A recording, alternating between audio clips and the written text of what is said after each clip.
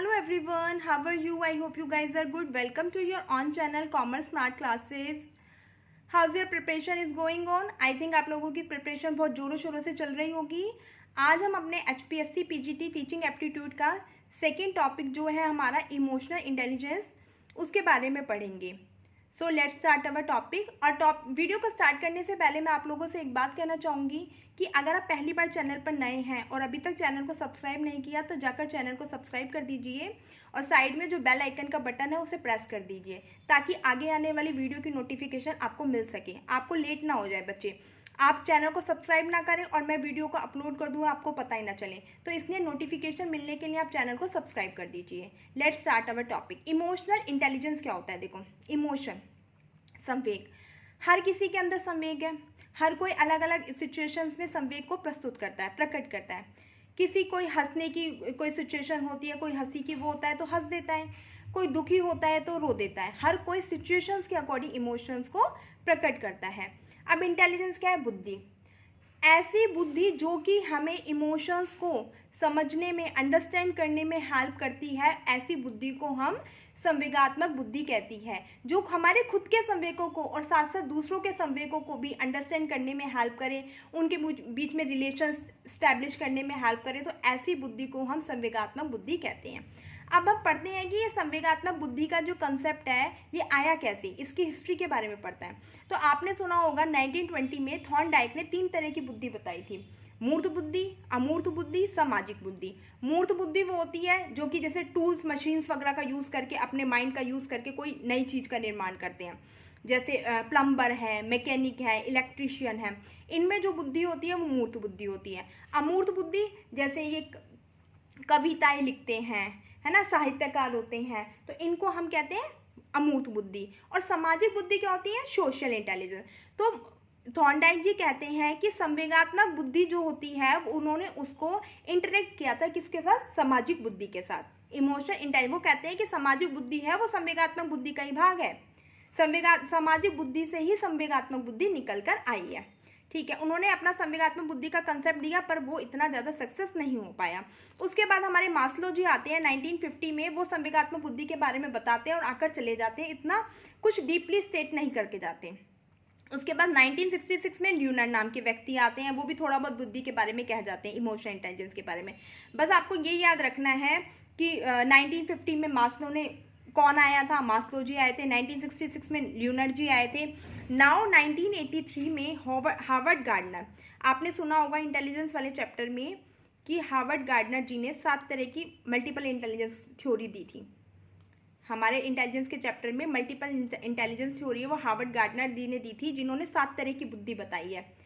कोई भाषिक बुद्धि, कोई काइनेस्टिक बुद्धि, ऐसे बताई है. तो उनमें उनकी 2 बुद्धि थे, एक इंट्रापर्सनल बुद्धि और इंटरपर्सनल. इंट्रापर्सनल जो स्वयं से रिलेटेड हो, इंटरपर्सनल अंतर्द्वंदी है जो दूसरों से हो. इसमें खुद के बारे में. इंटरपर्सनल मतलब खुद के संवेगों पर, अपने स्वयं के संवेगों पर नियंत्रण करना, दैट इज इंट्रापर्सनल. और इंटर मतलब एक दूसरे की, कहते हैं ना इंटर स्टेट कॉम्पिटिशन है. इंटरपर्सनल अंतर्द्वंदी, एक दूसरे के, दूसरों के संवेगों को अंडरस्टैंड करना, उनको समझना इंटरपर्सनल बुद्धि कहलाता है. और खुद के हम संवेगों को अंडरस्टैंड करेंगे, उन पर नियंत्रण करेंगे, कंट्रोल करेंगे, तो उसको हम इंटरपर्सनल इंटेलिजेंस कहते हैं. तो जो हमारे हार्वर्ड गार्डनर जी हैं, उनकी इन दोनों बुद्धि से उन्होंने कहा इमोशनल इंटेलिजेंट है वो एक्चुअल में इंटरपर्सनल इंटेलिजेंस से रिलेटेड है. हमारे हार्वर्ड गार्डनर जी कहते हैं कि जो इंटरपर्सनल, दूसरों के संवेगों को नियंत्रण करना, उसको समझना ही क्या कहलाता है? इमोशनल इंटेलिजेंस, संवेगात्मक बुद्धि कहलाता है. उन्होंने कहा कि अगर हम दूसरों के संवेगों को समझ रहे हैं, अंडरस्टैंड कर रहे हैं, कंट्रोल कर रहे हैं, तो वही संवेगात्मक बुद्धि है. उन्होंने काफ़ी हद तक ये बात सही कही थी पर वो इतने सक्सेस नहीं हो पाए. उसके बाद 1990 में हमारे सबसे पहले जॉन मेयर और पीटर सलोवे ने इमोशनल बुद्धि को एक्सप्लेन किया और उन्होंने ये काम किया था येल यूनिवर्सिटी में रहते हुए. सबसे पहले आपको याद करना है, सर्वप्रथम सबसे पहले जो इमोशनल बुद्धि के उसमें जो उन्होंने अपना कंसेप्ट दिया था वो जॉन मेयर और पीटर सलोवे ने दिया था. ठीक है, पर वो इनका ज़्यादा सक्सेस नहीं हो पाया था। दिया तो इन्होंने भी कंसेप्ट है वो डेनियल गोलमैन जैसा ही था। सर्वप्रथम इन्होंने दिया था, उसके बाद हमारे डेनियल गोलमैन आए थे, और अब हमारा जो माना जाता है कि बुद्धि, संवेगात्मक बुद्धि का कंसेप्ट किसने दिया है, तो डेनियल गोलमैन जी ने दिया था 1995 में। जो बुद्धि, संवेगात्मक बुद्धि के बारे में कहना शुरू किया था, काफ़ी हद तक जो सही बातें कही थी वो तो हमारी जॉन मेयर और पीटर सलोवे ने कही थी, ठीक है। उन्होंने एक बुक लिखी थी, व्हाट इज इमोशनल इंटेलिजेंस, संवेगात्मक बुद्धि क्या है। ये बुक किसने लिखी है, पीटर सलोवे ने और जॉन मेयर जी ने लिखी है। उसके बाद 1995 में जो एक्चुअल संवेगात्मक बुद्धि का कंसेप्ट देने के लिए आए थे, डैट इज डेनियल गोलमैन। अगर आपके एग्जाम में पूछा जाता है कि emotional intelligence is given bye, तो आपको वहां पर डेनियल गोलमैन टिक करके आना है। गेटिंग माई पॉइंट, वहां पर आप किसको टिक करके आएंगे, डेनियल गोलमैन को। देखो डेनियल गोलमैन जी क्या कहते हैं कि 21वीं सदी महिलाओं की सदी होगी, जो 21वीं सदी होगी वो महिलाओं की सदी होगी। ऐसा क्यों कहते हैं, क्यों महिलाएं ज़्यादा आगे होंगी, क्यों होंगी महिलाएं ज़्यादा, क्योंकि आपने ये बात नोटिस खुद ने भी की होगी कि जो महिलाएं होती हैं वो ज़्यादा इमोशनल होती हैं, होती है कि नहीं होती, होती हैं। सारी महिलाएं बहुत ज़्यादा इमोशनल होती हैं, उन पे हर एक बात का बहुत ज़्यादा इम्पैक्ट पड़ता है। अगर कोई उनसे मजाक में भी कुछ कह देता है ना, तो वो उस चीज़ को अपने दिल पर ले जाती हैं। होता है, सबके सामने होता है। अगर मान लो कोई एक लड़की है, अगर उससे यूँ कह देना कोई, आज तो तू बहुत ज़्यादा काली लग रही है, आज तो बहुत मतलब सुंदर नहीं लग रही, तो वो उस चीज़ को लेकर भी उदास हो जाती है, चाहे कोई मजाक में उससे कह रहा हो। तो महिलाएं बहुत जल्दी मतलब वो बहुत जल्दी इमोशनल हो जाती हैं। और डेनियल गोलमैन जी कहते हैं कि जो इमोशनल जल्दी हो जाता है, जो अपने संवेगों पर कंट्रोल नहीं कर पाता, जिनमें ज़्यादा इमोशंस होते हैं, वो व्यक्ति ज़्यादा सक्सेस होता है। मतलब वो कहते हैं कि इमोशनल इंटेलिजेंस है इंसान की सक्सेस होने में सबसे बड़ा हाथ होता है इमोशनल इंटेलिजेंस का। और देखो अगर ये बात सही है, अगर उस लड़की को ये कह दिया कि तू अच्छी नहीं लग रही, तो वो उसके लिए बहुत काम करेगी, अपनी मतलब बहुत केयर स्टार्ट कर देगी करने। जैसे किसी से कहते हैं हाँ तेरी तो राइटिंग अच्छी नहीं है, तेरे तो कितने कम नंबर आए, तो वो लड़की मेहनत जरूर करेगी। वो बात अलग है कि वो कितने एफर्ट्स लगाती है, पर वो अपने मेहनत जरूर करेगी। तो लड़कियां होती हैं थोड़ी ज़्यादा इमोशनल होती हैं, और डेनियल गोलमैन जी कहते हैं कि जो ज़्यादा इमोशनल होती हैं ना, जो ज़्यादा इमोशनल होते हैं वो बंदे अपनी लाइफ में ज़्यादा सक्सेस होते हैं। सक्सेस के पीछे हाथ होता है वो इमोशनल इंटेलिजेंस का होता है। Okay, getting my point. तो देखिए आगे क्या कहते हैं, इसका मतलब महिलाओं में इमोशंस ज़्यादा होते हैं। अगर आपको सक्सेस होना है तो आपके अंदर क्या होने चाहिए, इमोशंस होने चाहिए। डेनियल गोलमैन ने एक बुक लिखी थी, emotional intelligence, why it matter more than intelligence. वो कहते हैं IQ लेवल से जो हमारी इमोशनल इंटेलिजेंस है वो क्यों ज़रूरी है। जो हमारा IQ लेवल होता है उससे इमोशनल इंटेलिजेंट है वो ज़्यादा मैटर क्यों करता है। इसका मतलब ये होता है कि एक हमारे अंदर बुद्धि है और एक हमारे अंदर संवेगात्मक बुद्धि है। अब हम लोग तो ये मानते हैं कि जिसके अंदर बुद्धि ज़्यादा होती है, जिसके अंदर बुद्धि लब्धि, IQ लेवल मतलब बुद्धि लब्धि ज़्यादा होती है, वो इंसान ज़्यादा सक्सेस होता है। जिसके अंदर बुद्धि लब्धि 140 है, मतलब 120 से 140 है, वो प्रतिभाशाली बालक होता है और वो ज़्यादा इंटेलिजेंट होता है। बट डेनियल गोलमैन जी कहते हैं कि जिसके अंदर इमोशंस ज़्यादा होते हैं वो ज़्यादा सक्सेस होता है अपनी लाइफ में। बुद्धि लब्धि का जीवन में लोगों के सक्सेस में इतना इम्पैक्ट नहीं पड़ता जितना कि इमोशनल इंटेलिजेंस का पड़ता है।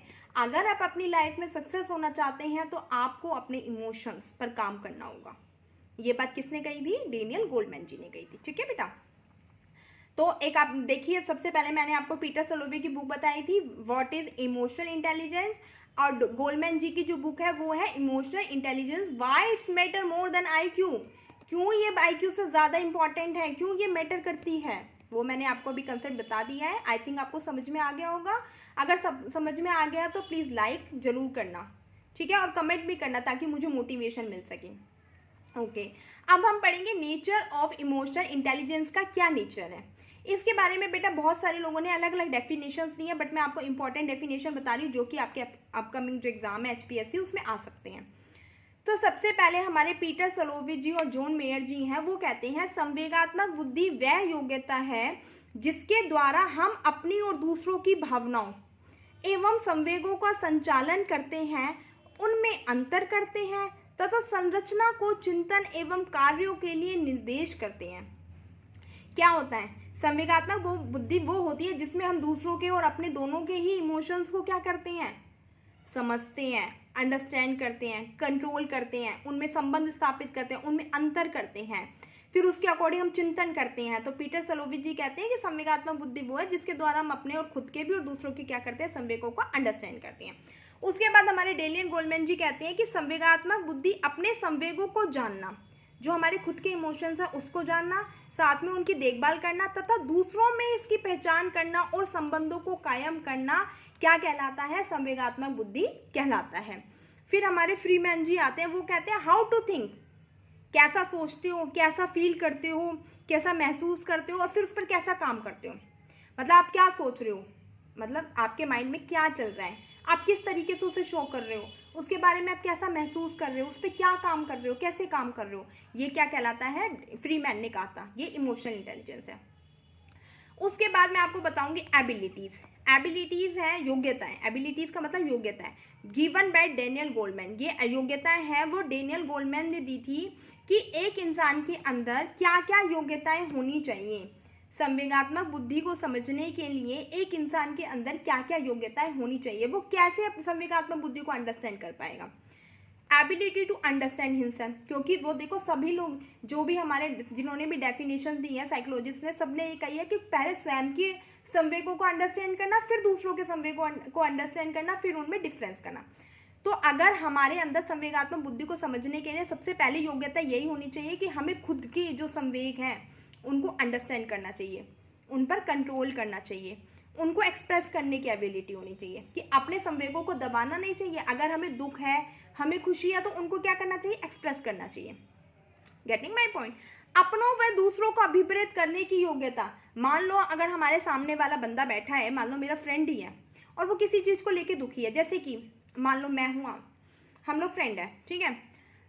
अब है ना, मेरा तो HPSC का एग्जाम नहीं क्लियर होता और आपका क्लियर हो जाता है, ठीक है। मैं तो ऐसे ही बोलती हूँ कि सबका क्लियर हो वैसे तो, पर क्या संवेगात्मक बुद्धि वो है कि जिसमें आपका एग्जाम क्लियर होने के बाद भी आप मुझे मोटिवेट करें कि कोई बात नहीं, HPSC exam is not an enough sufficient. इसके बाद बहुत सारे एग्जाम है नौकरी के, ये थोड़ी ना कि HPSC में आप नहीं हो पाए, सिलेक्शन आपका किसी रीजन से नहीं हो पाया, आप नहीं सक्सेस हो पाए तो आप अपनी लाइफ को यहीं खत्म कर दीजिए, नहीं, ऐसा नहीं होता। इसके बाद भी आपके पास बहुत सारे ऑप्शंस होते हैं। अभिप्रेरित करना, कुछ अपनी बातों से अपने मतलब अपने द्वारा लोगों को अभिप्रेरित करना भी एक संवेगात्मक बुद्धि है। उसके बाद कहता है संघर्षों को सॉल्व करने की योग्यता, जो हमारे जीवन में संघर्ष आ रहे हैं, परिस्थितियां आ रही हैं, उसको उन पर इमोशनली उन पर कंट्रोल करना, उनको सॉल्व करना, ये क्या कहलाता है, संवेगात्मक बुद्धि, मतलब योग्यताएं हैं। एबिलिटी टू एवेल्यूएट रिस्क, जो रिस्क आया है, जो जोखिम है, उसको समझने की, उसको कम करने की योग्यता होनी चाहिए। एक व्यक्ति में ये सारी योग्यताएं होनी चाहिए। रेगुलेट इमोशंस, अपने इमोशंस को रेगुलेट करने का, नियंत्रित करने की योग्यता भी होनी चाहिए।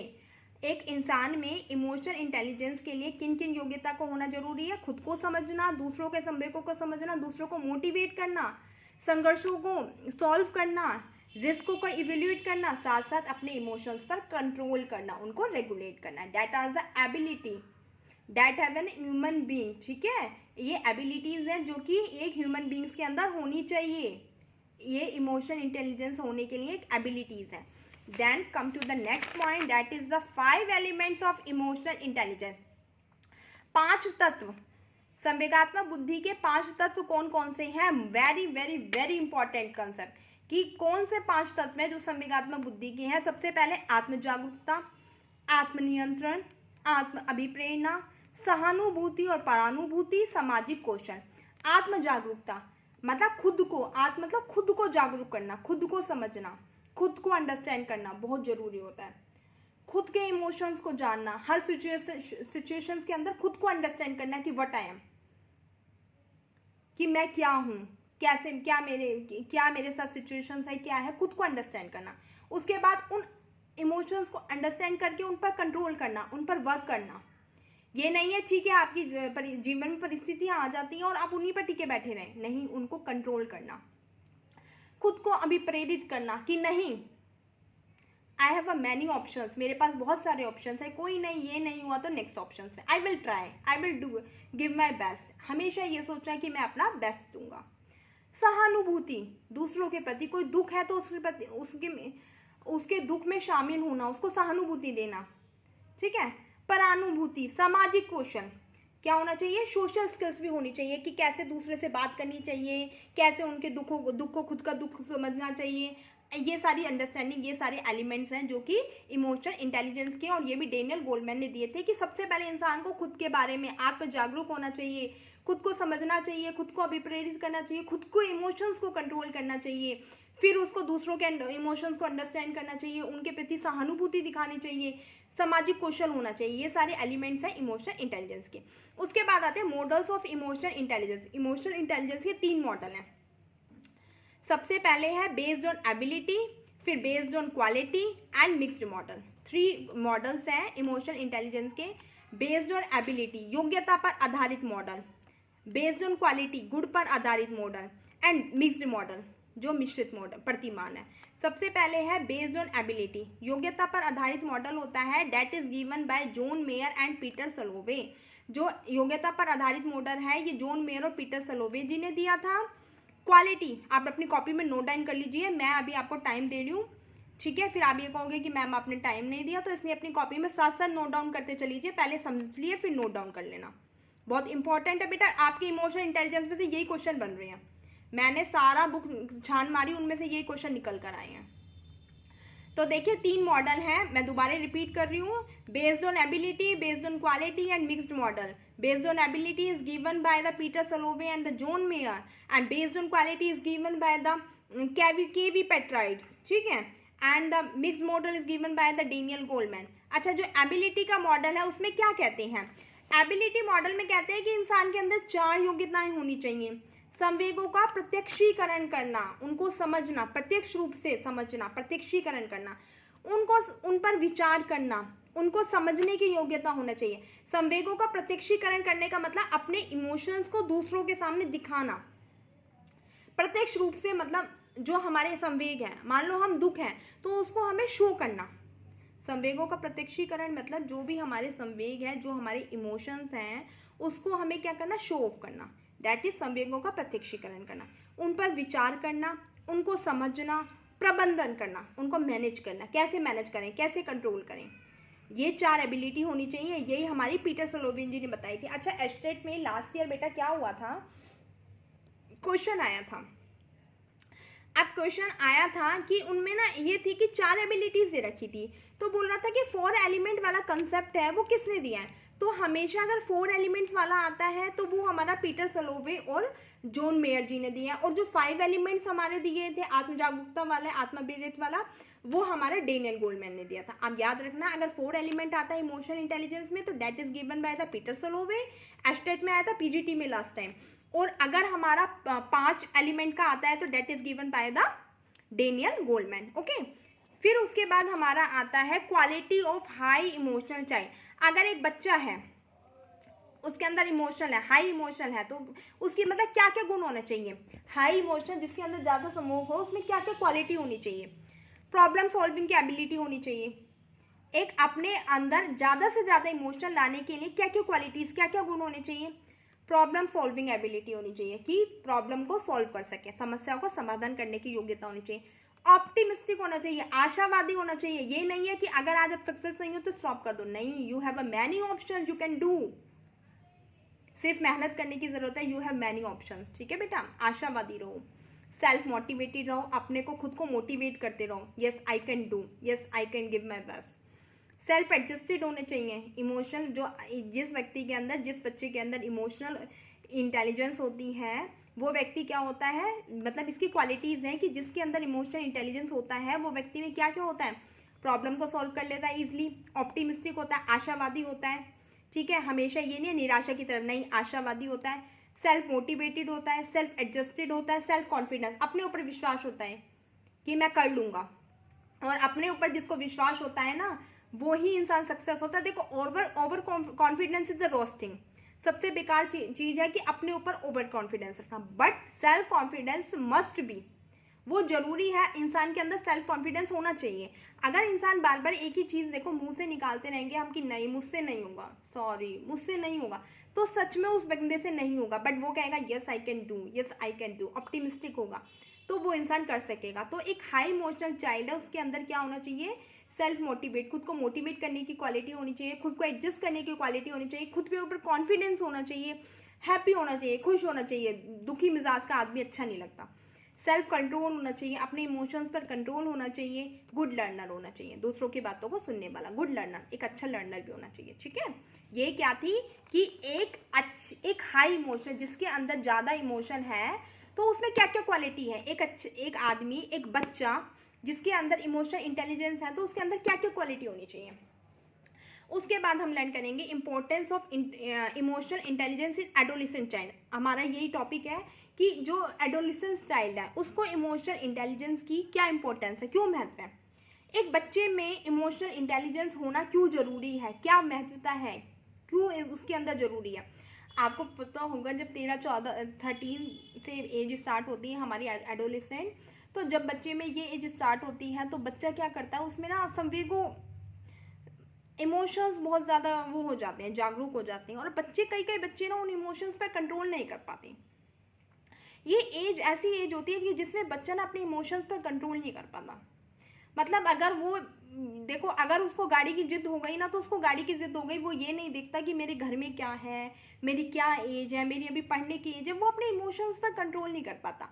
तो इसलिए ये कहा गया है कि जो एडोलिसेंस है उसमें इमोशनल इंटेलिजेंस की क्यों ज़रूरत है, क्यों इनको इमोशनल इंटेलिजेंस का पार्ट पढ़ाना चाहिए, क्यों इनमें इमोशनल इंटेलिजेंस जागरूक करनी चाहिए, क्या इंपॉर्टेंस है। तो देखो, अगर उनमें इमोशनल इंटेलिजेंस होंगी तो वो अच्छा रिलेशन बनाएंगे, एडजस्ट कर पाएंगे, मोटिवेट कर पाएंगे। मैंने आपको बताया वही सारी बेटा क्वालिटीज़ वाली है। अच्छा रिलेशन बना पाएंगे, अच्छी उनकी हेल्थ होगी, मेंटली स्टेबल होंगे, कैरियर को बिल्ड कर पाएंगे। अब गाड़ी की जिद है, पढ़ाई में है नहीं, तो अच्छी बात नहीं है ना। तो अपने कैरियर को बिल्ड कर पाएंगे, अपनी उपलब्धियों को हासिल कर पाएंगे, सक्सेस हो पाएंगे अपने जीवन में, हमेशा खुश रहेंगे, अपने लाइफ में सक्सेस हो पाएंगे, और बाल अपराध में कमी होगी। जो बच्चा अपने एडोलिसेंट चाइल्ड जो अपने इमोशंस पर कंट्रोल नहीं कर पाता, वो कैसे हो जाता है, बाल अपराधी हो जाता है। क्या करने लग जाता है, उसमें गंदी गंदी हरकतें पैदा होने लग जाती है, कोई चोरी करने लग जाता है, मारने पीटने लग जाता है, क्योंकि वो अपने इमोशंस को कंट्रोल नहीं कर पाता। बट एक ऐसा एडोलिसेंट चाइल्ड जो अपने इमोशंस को कंट्रोल कर पाता है, जिसके अंदर इमोशनल इंटेलिजेंस है, तो वो क्या आएगा, वो दूसरों की बातों को सुनेगा, अपने करियर की ओर ध्यान देगा, खुद मोटिवेट होगा, हमेशा खुश रहेगा, दूसरों को खुश रखेगा, अपनी उपलब्धियों को हासिल करेगा, वो सब उसके अंदर होगी अगर एक बच्चे के अंदर इमोशनल इंटेलिजेंस है। फिर टीचर का क्या रोल है। अब टीचर का भी रोल है। देखो, स्कूल में बच्चा जाता है, इस एज में बच्चा जाता है, तो टीचर का रोल भी होता है ना कि उसको उसके अंदर जो इमोशनल इंटेलिजेंस है उसको स्टैब्लिश करें, है ना। तो क्या रोल है, सबसे पहले बच्चों को समझना कि बच्चा है, क्या चाहता है, कैसा उसका नेचर है, उसको अंडरस्टैंड करना। टीचर का रोल है सबसे पहले बच्चों को समझना, उसकी भावनाओं को समझना, फीलिंग्स को समझना, अंडरस्टैंड करना। सेल्फ अवेयरनेस होना, क्या होना, स्वयं अवेयर होना, स्वयं जागरूक होना। कि मतलब आजकल देखो, स्वयं जागरूक का मतलब है कि आजकल हमें सोसाइटी में रहते हैं तो हमें पता रहता है कि आजकल 13-14 साल के जो बच्चे होते हैं उनकी मेंटल लेवल क्या होता है। तो स्वयं जागरूक होना इस चीज़ से। केयर फॉर फीलिंग, उनकी भावनाओं की केयर करना। अगर मान लो एक बच्चा है वो गलत दिशा में जा रहा है, तो ये नहीं है आपने उसको मार के बैठा दिया तो आप ये सोचते हैं आपने अपना काम कर लिया। No, it's bad. पहले उसकी फीलिंग्स को समझना है कि वो क्या समझ रहा है, उसके माइंड में क्या समझ रहा है, फिर उसके अकॉर्डिंग स्टेप लेना। मारना, पीटना, सैप लगाना, ये that is not the solution. हमें उसे सही मोड़ पर ले जाना है। उसकी जो मेंटल जो स्टेज है ना, जो उसका मेंटल लेवल है, जो उसके माइंड में चीज़ें चल रही है, उसको चेंज करना है। ठीक है। इंटीग्रेशन ऑफ थिंकिंग, जो उसकी सोच है उसको इंटीग्रेट करना, उसमें समन्वय स्थापित करना।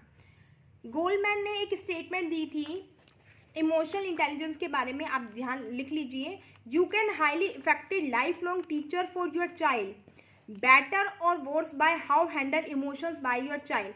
वो कहता है कि आप एक बहुत ज़्यादा अच्छे अध्यापक बन सकते हैं, पर कब बन सकते हैं अपने बच्चे के अच्छे अध्यापक, जब आप उसकी अच्छी और बुरी दोनों ही अवस्था में उसके इमोशंस को हैंडल कर लो।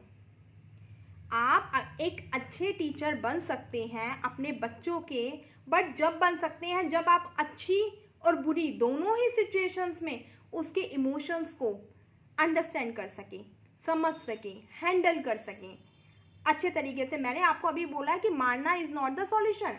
बड़े बच्चों को हाथ नहीं लगाना चाहिए, मारना नहीं चाहिए, उसकी फीलिंग्स को अंडरस्टैंड करना चाहिए, उनको इस तरीके से समझना चाहिए कि उनको समझ में आ जाए। ठीक है, that is the role of the teacher. तो डेनियल गोलमैन की ये स्टेटमेंट आप याद रखना। आई थिंक आपको टॉपिक समझ में आया होगा, और अगर अभी भी कोई क्वेरी है, कोई भी प्रॉब्लम है आपको टॉपिक से रिलेटेड, तो आप कमेंट बॉक्स में मुझे कमेंट करके पूछ सकते हैं। और वीडियो अच्छी लगे तो प्लीज़ लाइक ज़रूर करना, शेयर ज़रूर करना अपने फ्रेंड्स में, ताकि आपके फ्रेंड्स की भी हेल्प हो सके। और अगर आप चैनल पर नए हैं तो चैनल को सब्सक्राइब जरूर कर दीजिए, ताकि हमारी ये छोटी सी फैमिली है बहुत बढ़ सके, बहुत बढ़ सके। हम सारे पूरे यूट्यूब पे कॉमर्स स्मार्ट क्लासेस का जो चैनल है फैल जाए, स्प्रेड हो जाए। और स्प्रेड करना बेटा आपका काम है, पढ़ाना, कंटेंट प्रोवाइड करना मेरा काम है, पढ़ना आपका काम है, और साथ साथ सब्सक्राइबर लोगों के साथ शेयर करना, उनको बताना आपका काम है। अगर वीडियो अच्छी लगे तो प्लीज़ प्लीज़ सब्सक्राइब जरूर करना। Thank you, have a nice day. Preparation को कंटिन्यू करना, हम आपके साथ हैं।